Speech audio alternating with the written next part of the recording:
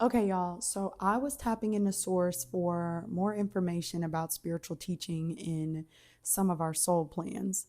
And what I understood was it's one of the highest soul agreements, not only because, as I mentioned in my video, Reconnecting to Purpose, there's targeting by lower fear based beings, especially for those who are inspiring spiritual awareness, but also because God's source wants us to have an inclusive understanding of ourselves for not being consciously or spiritually separate in any way, even as spiritual teachers or where the ego would like to separate. So, as spiritual teachers, or really just those willing to share the inspiration from their personal journey, where can we remove, some of that separation to internalize still being a part of the collective, even at times when it feels like we're alone through that journey? And so, the first suggestion or idea I have is acknowledging unconditional love every time, and being able to especially apply it during stages of life or situations where it's revealed we may still hold conditions. For example, in acknowledging it as part of soul plan checkpoints, like I discussed with childhood trauma, where in different ways learned behaviors and feelings from that experience might stagnate your creations or keep you from feeling good about doing them. But in remembering a conscious understanding of unconditional love, we know everything is truly inclusive. So think of something right now that you're questioning if it's truly unconditional love. And I mean, it can be anything.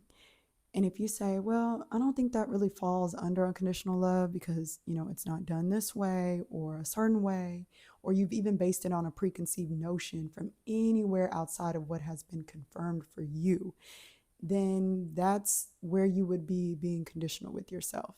Now, does this mean karmic laws and infringing upon the free will of others doesn't have a reciprocal effect? No. But through true unconditional love, you get to continue creating freely here, knowing despite any adverse spiritual or, tangible learning experience, because they're all learning experiences, right? You will always be supported, loved, forgiven, all of the things, which is why you continue to be blessed or see your manifestations pour in as you just naturally continue doing what you love to do. Another idea is integration, right? I talk about integration all the time, but integration in the form of honoring, but also balancing the duality within ourselves. So, remembering we hold our own spectrum of light and darkness within this experience, where we also get to choose where we prefer to vibrate and create. So, another example, last episode I talked about integration as it relates to taking care of ourselves emotionally, in addition to our spiritual hygiene. But in recognizing duality, we can pair what we love about ourselves or prefer in this human experience with what you've already come to learn spiritually.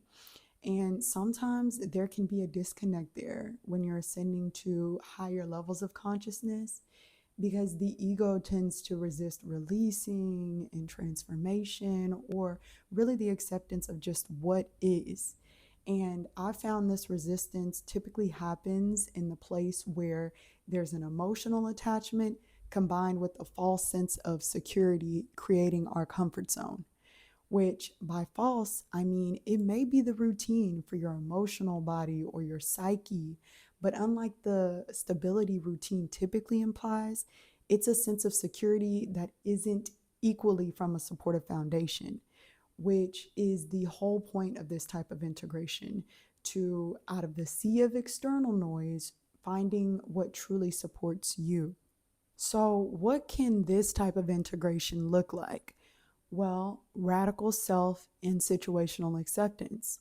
In other words, unconditionally loving what you find through self mastery, which, to the childhood trauma example, what those learned behaviors or feelings are, but then also doing things to process them according to our presiding spiritual truth as source embodied, as really never truly being a part of you.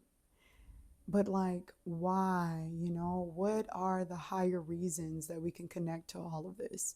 Well, in addition to clearing karmic cycles and raising the levels of consciousness we're currently experiencing, things like childhood trauma exist in Earth School so that once personally experienced as what I call a soul plan checkpoint, we then get to distinguish who we are beyond them so we can clearly decide how we want to use them in life, including whatever we're inspired to create, or more importantly, change within the collective. So, if you're pursuing, spiritual teaching or engaging in anything that raises the consciousness of the earth, I came up with this mantra for in a universe of infinite consciousness, my spiritual teaching, like my path, has no limits. And you can just take that, put it in your backpack, pull it out, right? As you're continuing to do what it is that you love. And if you love this video, then please check out my episode 8 on the keys to abundance lies in freeing the inner child. Just for more advice and perspective on navigating learned behaviors and feelings associated with childhood trauma. And I like, share, and subscribe. And I will see you all in the next video. Ma.